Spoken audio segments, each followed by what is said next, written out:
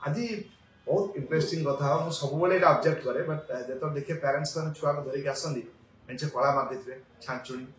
लुहा कंटा एमती बेले हल्दी मारिक आसचे ये सब करके आसन सब देखिए बैड आप देखो बैड कल्चर आप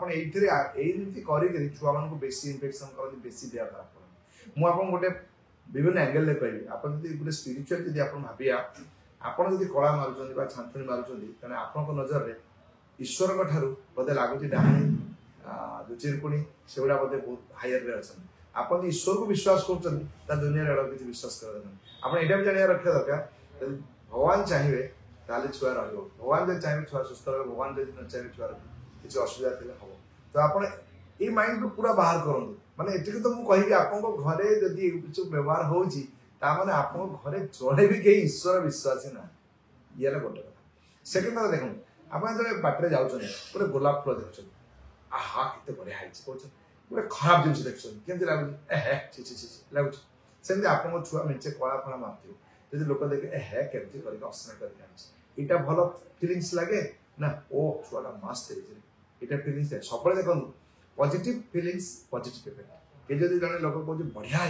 आप छुआ बढ़िया है कदर्य देखा करके खराब इफेक्ट पड़े ये भी आप देखो थर्ड देखो इनफेक्शन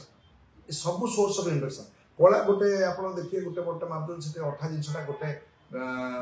गोटे जीवाणु बस सी मल्टीप्लाई कर लक्ष लक्ष हम लक्षे लक्षे हम भर पशि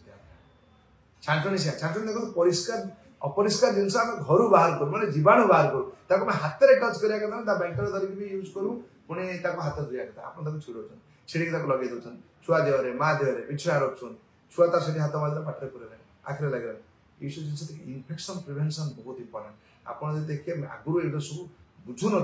बहुत छुआ जन्म हो माने